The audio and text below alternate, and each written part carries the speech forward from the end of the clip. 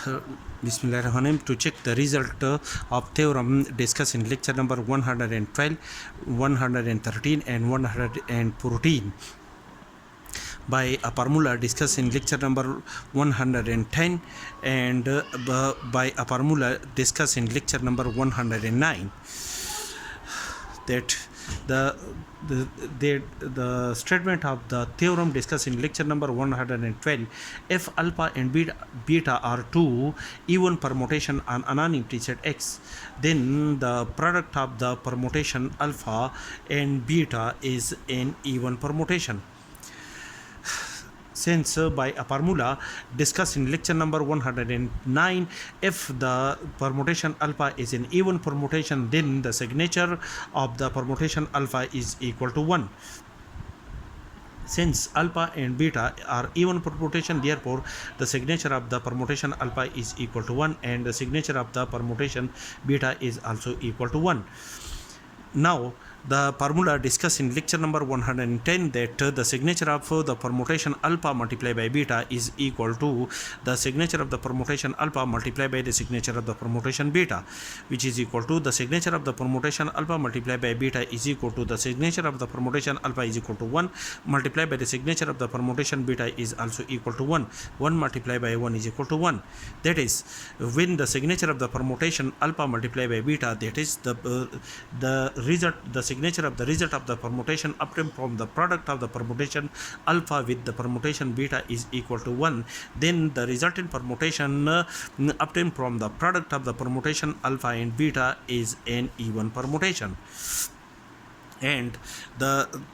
statement of the theorem discussed in lecture number 113, that if alpha and beta are two odd permutation,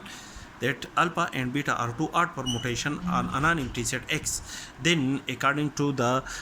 formula discussed in lecture number 109, that the signature of the permutation alpha is equal to -1 and the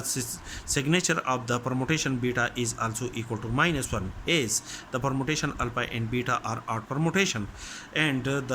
according to the formula discussed in lecture number 110, that the signature of the resultant permutation obtained from the product of the permutation alpha and beta is equal to the signature of the permutation alpha multiplied by the signature of the permutation beta, as this implies that the signature of the permutation alpha multiplied by beta is equal to the signature of the permutation alpha is equal to -1 and the signature of the permutation beta is also equal to -1. -1 multiplied by -1 is equal to 1, because the permutation alpha and beta are odd permutation on a non-empty set X. This implies that as the signature of the permutation alpha, the signature of the resultant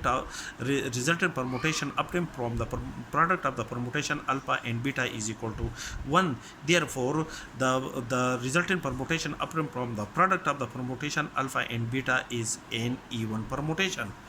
This result was discussed in lecture number 113.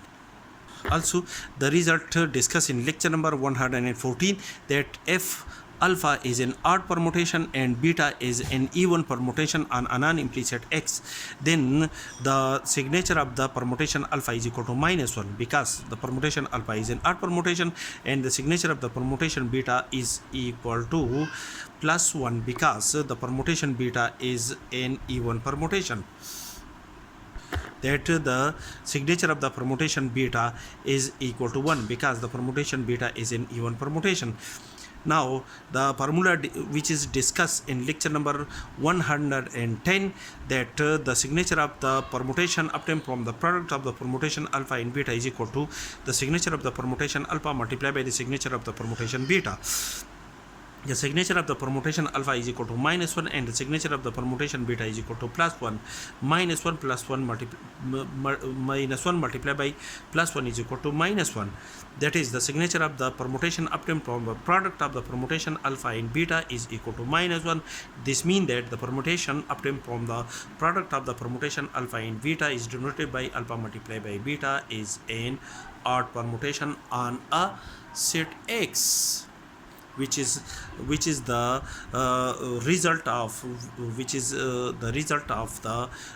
theorem which is discussed in lecture number 114. These are the result which we can calculate by the formula involved in lecture number discussed in lecture number 109 and 110.